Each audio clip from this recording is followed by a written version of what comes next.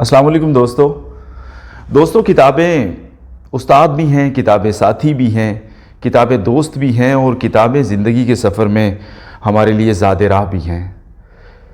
کتابیں سماج کا اثر قبول کر کے لکھی جاتی ہیں، لیکن کتابیں سماج کی تشکیل بھی کرتی ہیں۔ کتابیں عقل کو پختگی اور شعور کو بالیدگی عطا کرتی ہیں۔ ایک دانشور کا قول ہے کہ ایک کمرہ جس میں کتابیں نہ ہوں اس کی مثال بالکل ایسے ہی ہے جیسے ایک جسم جس میں روح نہ ہو۔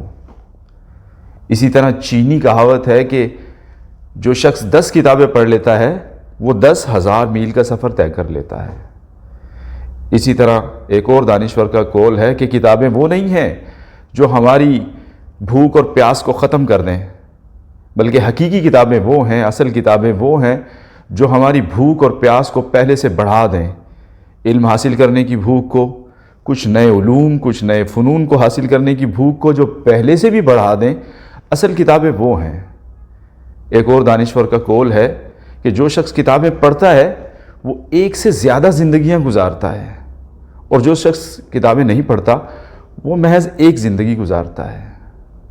تو میرے دوستو، دنیا کے کامیاب لوگ کتاب کے ساتھ اپنا دامن، اپنا ناطہ، اپنا رشتہ کبھی نہیں توڑتے، کیونکہ وہ کتاب کی اہمیت کو، کتاب کی قدر و منزلت کو جانتے ہیں۔ وہ جانتے ہیں کہ کتاب کتنی عرقریزی کے بعد، کتنی جانفشانی کے بعد، کتنی محنت کے بعد اور کتنے مشاہدات اور تجربات کے بعد لکھی گئی ہے۔ یہی سوچ کے وہ کتاب کے ساتھ اپنا ناطہ، اپنا تعلق کبھی نہیں توڑتے اور ہمیشہ کتاب کے ساتھ دوستی رکھتے ہیں اور کتاب کے ساتھ جڑے رہتے ہیں۔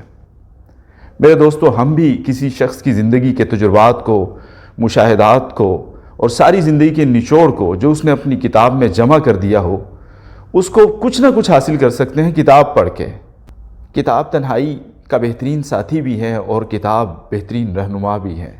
میرے دوستو، ہمیں خود بھی کتابوں کی طرف راغب ہونا چاہیے، ہمیں خود بھی کتابوں کے ساتھ دوستی لگانی چاہیے اور اپنے آنے والی نسلوں کو بھی کتابوں کی طرف راغب کرنا چاہیے، کیونکہ عظیم فرانسیسی دانشور والٹیئر نے کہا تھا کہ اگر آپ وحشی نسلوں کو چھوڑ دیں اور وحشی زمانوں کو اور پتھر کے زمانے کی انسان کی تاریخ کو چھوڑ دیں اور اس کے بعد سے لے کے آج تک کی تاریخ کو دیکھیں تو دنیا پہ سب سے زیادہ کتابوں نے بھی حکومت کی ہے، انسانوں سے بھی زیادہ دنیا کے اوپر کتابوں نے حکومت کی ہے۔